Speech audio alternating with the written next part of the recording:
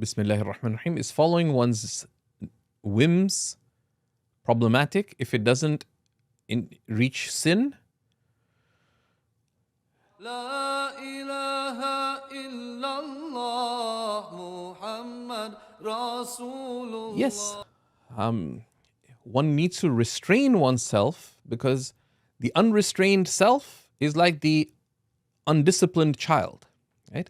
That if you don't listen to small things, then you won't listen in big things, right? So if you can't control yourself in the halal, then how will you control yourself when you come to a halal versus haram decision, right? So that's one of the great merits of having adab, proper manners, right? Related to our worldly actions, eating, drinking. Eating with the left hand is not sinful, but it's an adab.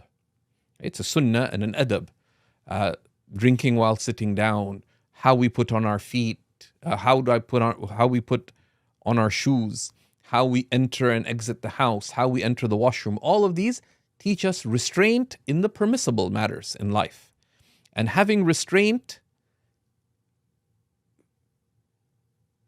is the bridge to being able to have taqwa. That one hold oneself back and one chooses and acts in accordance with the pleasure of Allah subhanahu wa ta'ala. So when one inclines towards something, one's whim or one's desire, if one considers benefit in it, is this good? Whether it is good, and why am I doing it? So you can, if you act on the basis of consideration of benefit, that is reason. And if you act with consideration also of the pleasure of Allah, that is, you combine intellect and heart in your action. So you're walking down the street after Taraweeh and someone has cheesecake. You incline towards the cheesecake. That's just desire. There's nothing wrong with it, but you think, is this the right thing to do at midnight? Okay, I'll take some, get some for my family. Is this good? And how do you do it? Seeking the pleasure of Allah. How? Very simple.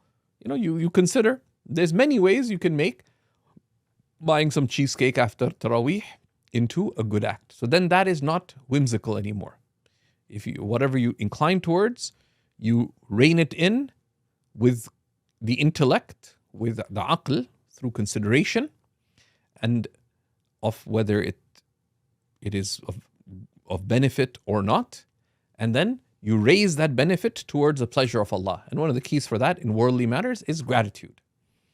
La ilaha illallah Muhammad Rasulullah.